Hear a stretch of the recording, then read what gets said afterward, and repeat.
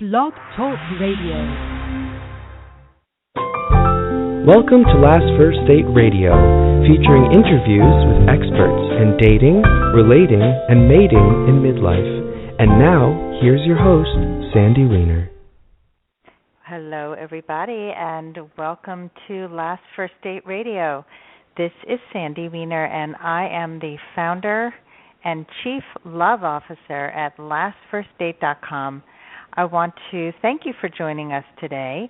Last First Date Radio is a show about achieving healthy, off-the-charts love in the second half of life. And one of the cornerstones of finding love is having great sex, which is why I'm so excited to be speaking in a few moments with author Laura Korn about how to spice things up in the bedroom.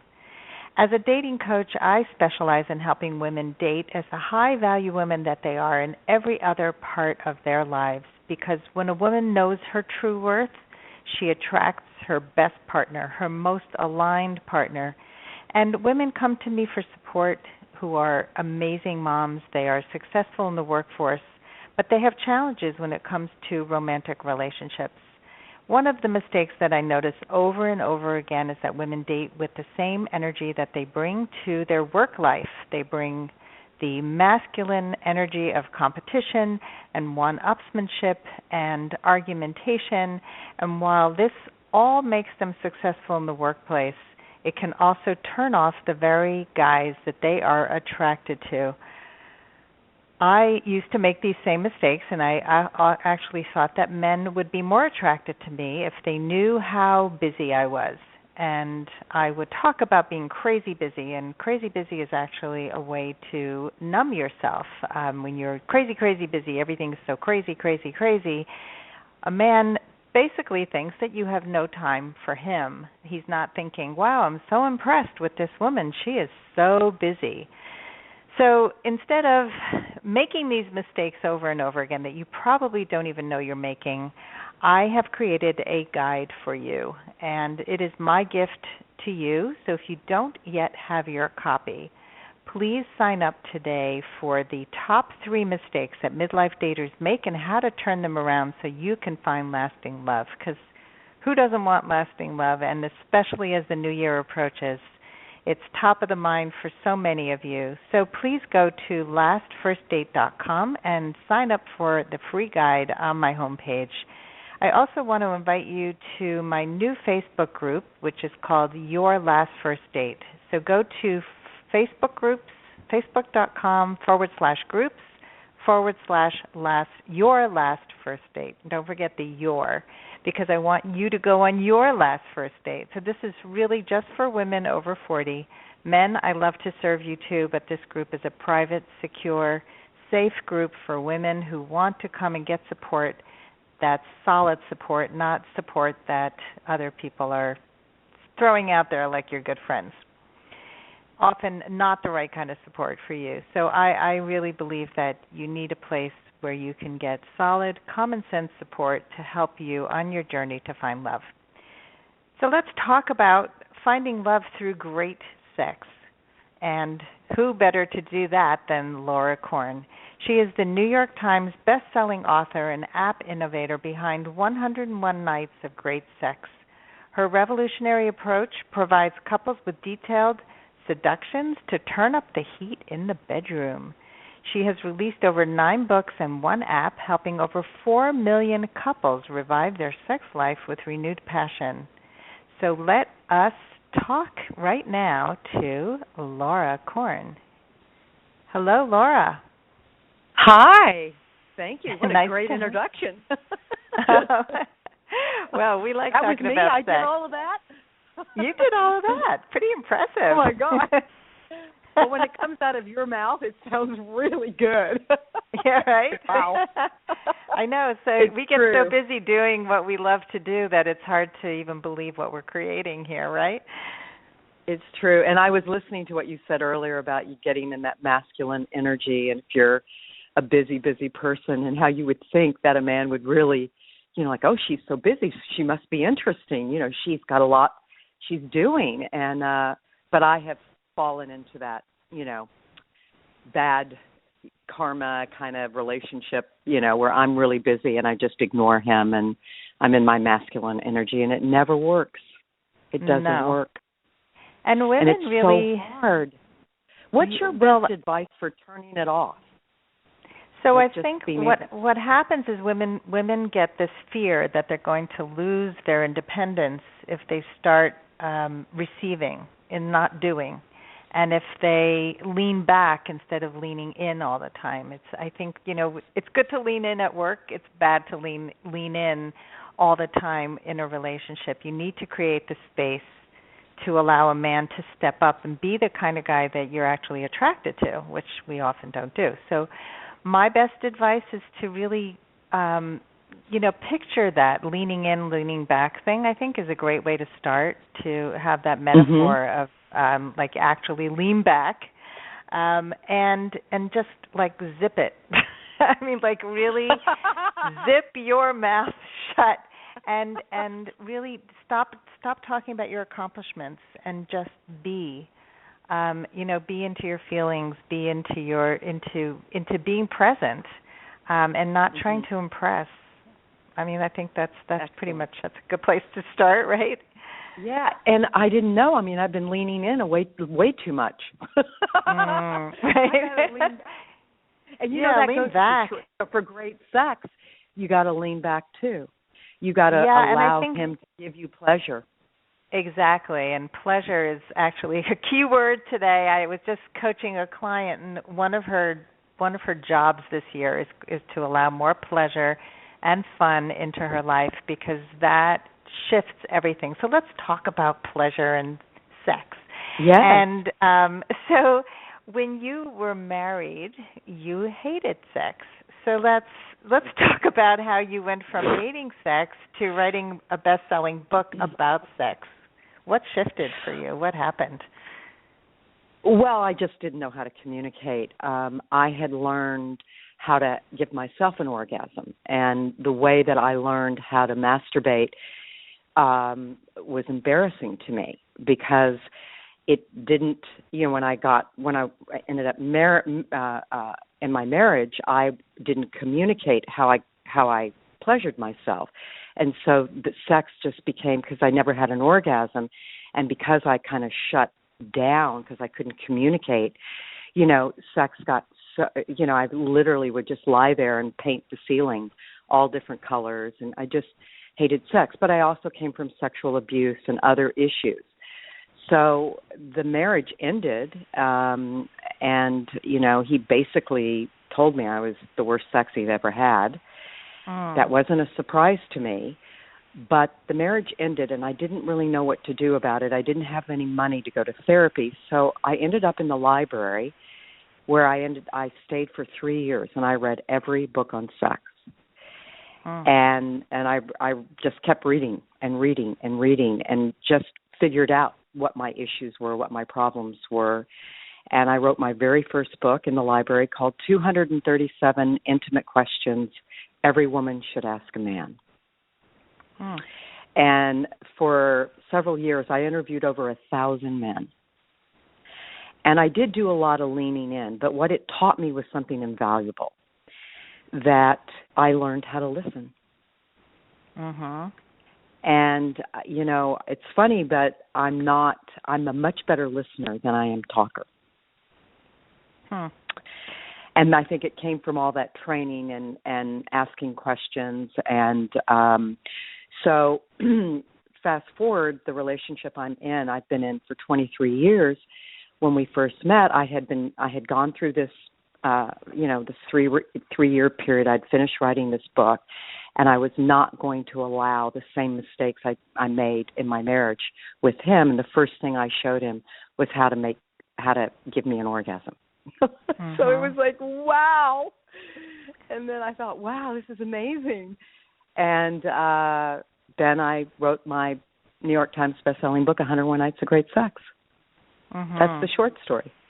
I love it. Well, and this is also a conversation I was having with the client this morning. It's about showing up and training people how to treat you. And I think if we so many of us grew up thinking people had to read our minds. I mean, they should know. If they love me, they would know. If they love me, they'd know how to pleasure me.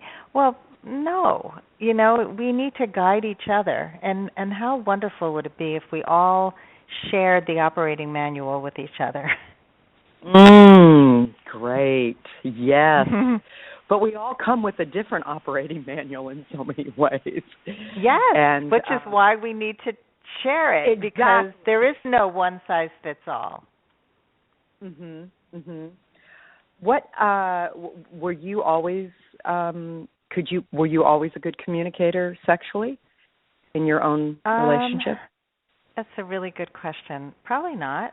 No, actually, my very first sexual encounter was with a man who I was madly in love with from the time I was 13 years old, and we were in relationship for about 7 years before we had sex. So I was like 21, so whatever, that 8 years. And our first time was awful, so awful.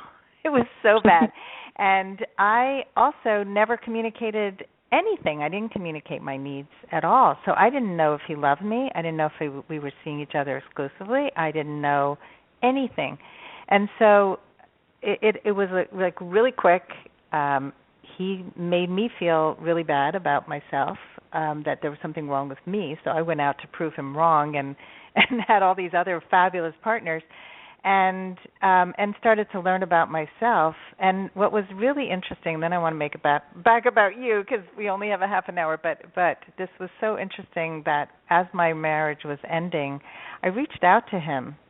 So it had been decades, and I just said, I'm sort of awakening, and I need to know the answers to some questions, like, did you love me, and were we seeing each other exclusively? Because this was sort of, I had put it aside, but I revisited it, and he told me he was crazy about me. He felt terrible. He said, I was the worst communicator. I didn't get sex right for many, many years, and I'm sorry if I made you feel bad. So I got closure, but I learned. That's so wonderful. Yeah. Well, as a side note, Marilyn Monroe was famous. Marilyn Monroe was responsible for my first orgasm. Oh, I don't want to get off track, but that's an interesting comment. Tell me more. It's absolutely the truth. I'll try to tell the short story, but I explain a little bit of it in one of the seductions in 101 Nights of Great Sex, and it's one of the sealed envelopes in the book is called "I Think I Made His Back Feel Better," and she was famous for that quote. But what most people didn't realize was where that came from and what that meant. I dated a man many, many, many, many, many years ago when I was sexually dysfunctional, and he told me what she had done with him in the bedroom, and I was just blown away. How Marilyn Monroe got herself off was to climb on a man's back and rub her pubic bone into a man's back, and that's how she would orgasm. Wow. And he suggested that I try that. Well, when I was younger and growing up and learning how to masturbate, I learned how to masturbate by rubbing up on my stomach, up against a toy or sheets, and that's how that was the only way I could actually have an orgasm, was on my stomach, rubbing up against something. So when he told me about this technique, I thought, oh my gosh. So I wasn't comfortable doing it with him, but later when I met Jeff, I was able to do it. And that's how I had my very first orgasm with men. Oh, wow. And the rest is history, 9 books later. Yeah. And I love it. Well, but being able to feel that sense of comfort and ease and trust with Jeff was really essential to being able to let go and do what made you, what gave you pleasure, right? Exactly. And it boils down to trust. Letting go and trusting him, and feeling that I could, in most of the seductions, I've written 500, so have been written to keep my relationship exciting. And it's through research and just, to spice up my own love life. So And 9 books later, here I am. Yeah. I'm good. I know. I'm very excited. Yes. Well, you're helping lots of people to have better sex, which is just so important. And I think we have to get more comfortable. I am not married, and I'm not in a relationship right now. So I'm going to take notes and use all these things when I meet the next guy who I want to be in a relationship with. I've gotten very picky. I'm divorced about eight years. So let's talk about your magic formula that couples can use when they want to have hotter sex. What is that? Well, what do you think is the number one sexual complaint of couples across the country? The number one sexual complaint? I think, well, the first thing that comes to mind is that either people think they're not having sex enough or they're having it too much. And I think people are often on the wrong page. I think that the other problem is sex becomes boring. Exactly. Yeah. Is that it? Did I hit it? Okay. Yeah. Well, if you ask most couples, like, if you had sex tonight, can you predict what would happen? And unfortunately, most couples say yes, down to almost a minute, a few minutes here or there. It's so predictable. It's so routine. And both partners are not bringing newness, novelty, excitement to the relationship. And so I created, my 101 Nights of Great Sex book is very unusual because all of the pages, have you seen the book? They're stuck together. I was supposed to receive it and I did not get it. They're stuck together. I'd love a copy. I will send you one. Thank you. It's not a book you read, it's a book you do.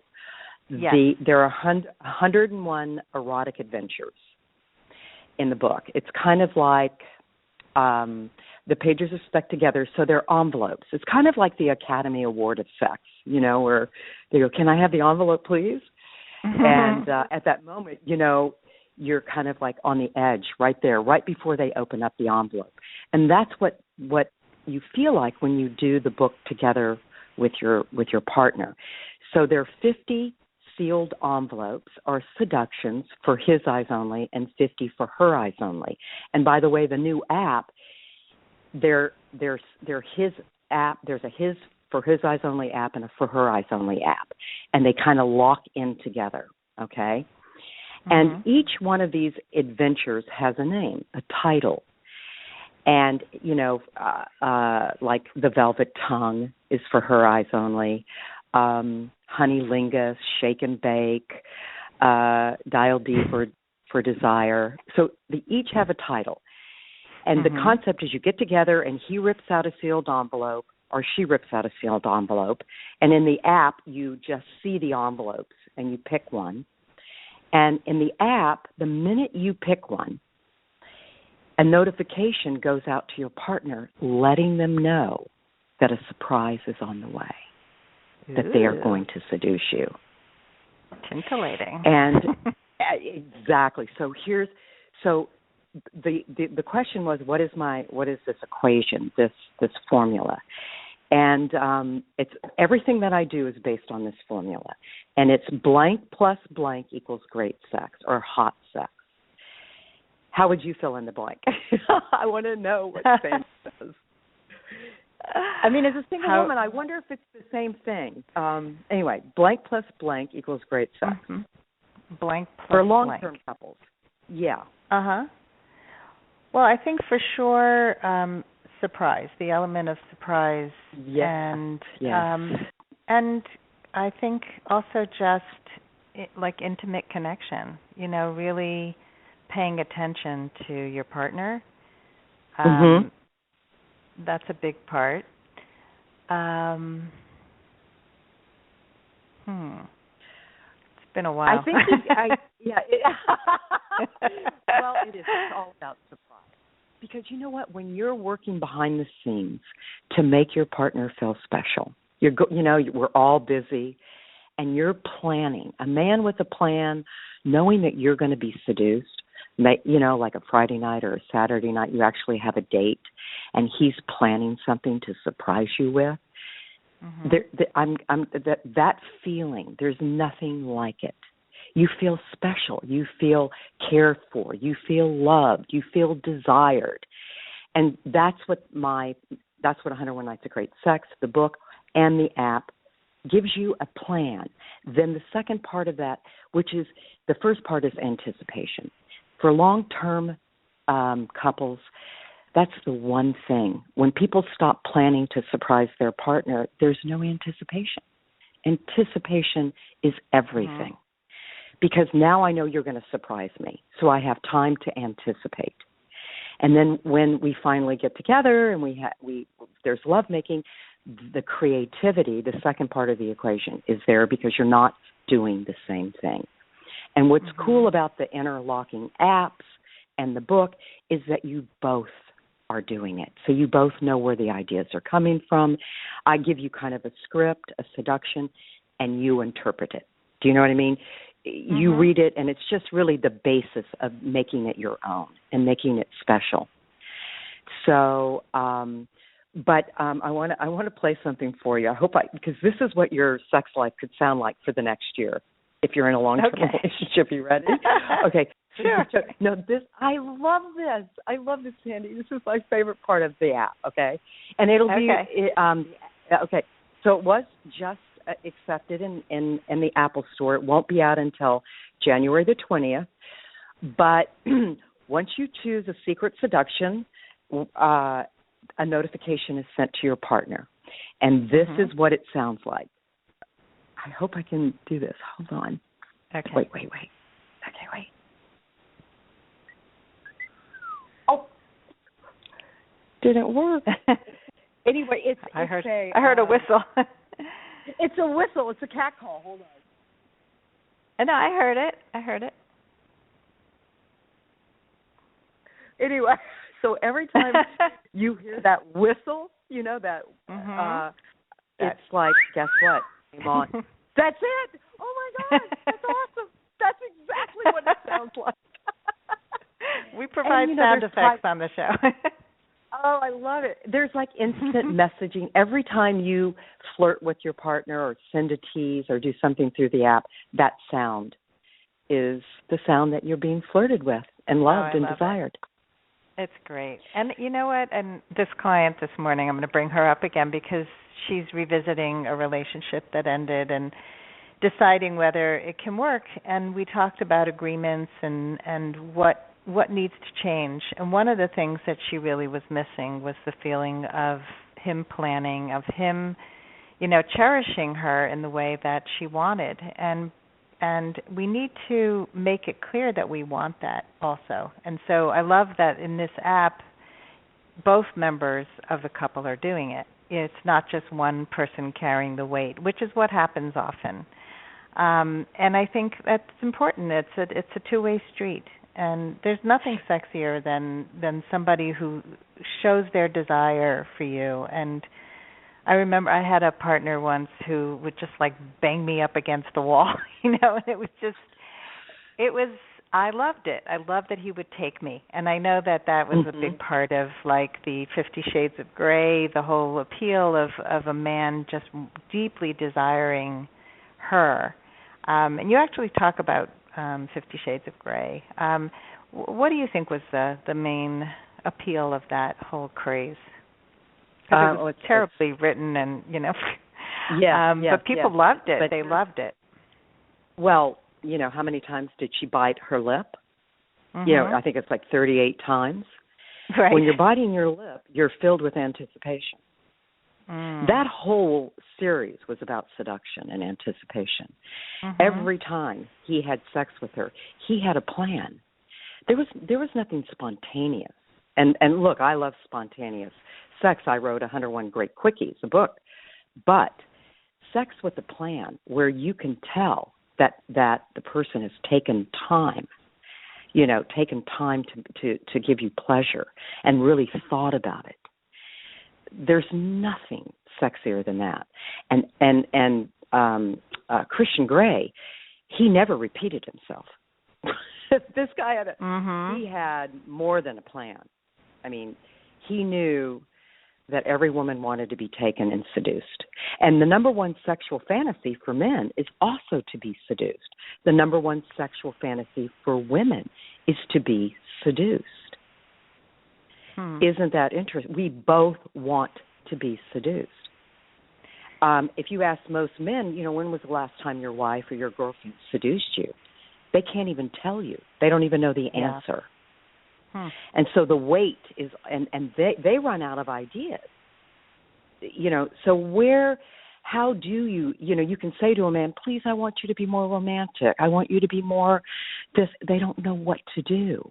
They want to please you, but then they get bogged down, too, with, being afraid of making the wrong move. Do you know what I mean? They're because they often are wrong. They're made wrong by their spouse. Right? We let them know it. Yes. And we have to set men up to win just like they have to set us up to win. So what can they do right now? What can couples do to spice up their life, their love life? Well, the first thing they have to have a plan. My whole thing is, would you rather know that you're going to be surprised so you have an opportunity to anticipate, or would you just want to be surprised? Do you know what I mean? Mm-hmm. So I'm all about anticipation. So I love to say, Saturday night we're going out, and I've made the plans, and then I start dropping hints. I'll leave a little love note in the car. I'll do those things, and I'll tease him, and I planned New Year's Eve. He has no idea where we're going. But I love to do that, and I love to be in charge as a woman and then see the surprise on his face, to see him, just melt.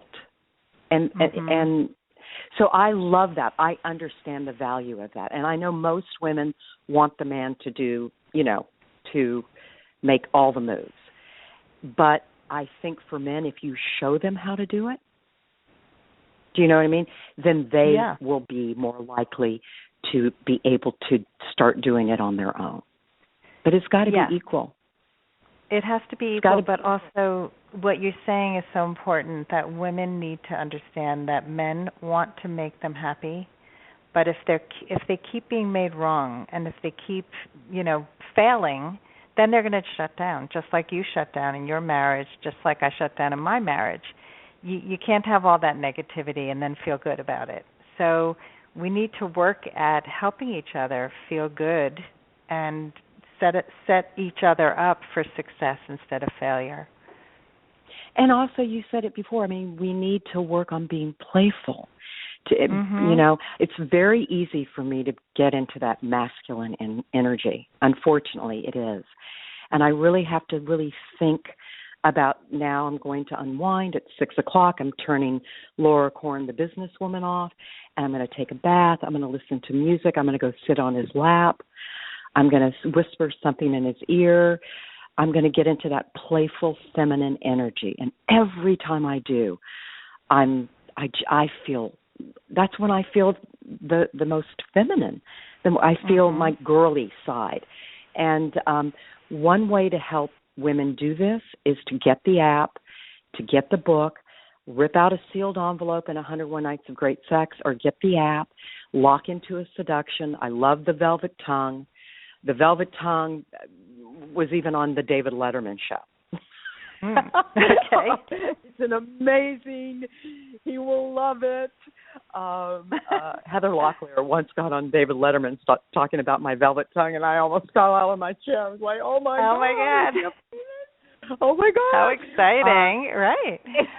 It really was. Anyway, so, men need novelty, women need novelty. We need to be playful. We need to take charge. We need to learn how to lean in and lean out, which I'm stealing that from you. I'm stealing that from you because it's so good, Sandy. But anyway. Well, you have a lovely, playful side to you, and and I think hearing you laugh, hearing you just have this sense of ease I felt it right away, and so many women that I work with have had so much pain in their past that they really can't let go. And so it's such an important thing to have that, to be able to tap into that. It's not about opening yourself up for pain. It's really opening yourself up for pleasure, and we all deserve to have more pleasure. And you know what? It takes practice. It does take practice. It takes intention. So, you know, what I love about my book and the app, it's really a course in the erotic arts. It's really a course in letting go and experimenting and trying new things, being the seducer, being the seducee. And it's like literally you'll feel like a kid in a candy store when you pull a seduction and you know it's your turn to be seduced. Literally you will get speeding tickets on the way home because you know you're going to be surprised. And I mean, and forget some of the techniques. I mean, some of the things I have him do for you. You'll levitate off the bed. You're like, oh my God, thank you, Laura. You'll call my name. I love it. Oh my God. Everybody's going to be screaming out, "Thank you, Laura." As long as she's screaming it and he's not. Right, exactly. Who's Laura? We don't want him screaming, "Thank you, Laura." No, that would not be a good thing. I love it. So, Laura, thank you, Laura. How can people find your book and find you and all your apps and everything else that you got out there? Well, the app won't be available until it'll be available on in Google Play and Apple January the 20th, and of course I'm on Amazon, and you can always check me out at 101nights.com or laurakorn.com and read more about it. And you know, it's just I believe in anticipation plus creativity equals hot sex. That's the formula. Sounds great. You know, obviously you have to have connection and trust and all that, but but once you already got that, right? Exactly. So, you're a couple. You've been sleeping together. You're bored out of your mind. You're predicting sex. Go get Laura's book. I do want to recommend another book, and I adore her. I love this book, but everyone should also pick up a copy of Mating in Captivity. Oh, okay. Yeah. Have you read it, Esther Perel? To be on my show. Yeah, Esther's a friend of a friend, and we're trying to get her onto the radio show. She is terrific, and watch her TED Talks. She's got, it's based on the same premise that when you're mating in captivity, you become bored, it's predictable, and often people are straying and looking for sex outside the relationship because that's exciting. Exactly. Right? Yep. In the last third of her book, she talks about novelty, anticipation, and I'm like, everything that I've been talking about for 20 years. But she says it in a different way, and she's just such it's a great book. That whole book is underlined, dog tagged. It's my Bible. Well, it's very generous of you to recommend another author on a show promoting you. Well, thank you, Laura. Well, I hope everybody who's listening goes out and has fabulous sex, and certainly as we go into the new year, you can anticipate 365 nights of fabulous sex, and go out and get the book. And thank you so much, Laura, for coming on the show. This was a delight. All right. Thank you so much. And action equals attraction. Mwah. Thank you so much, Sandy. Okay. Thank you. Take care.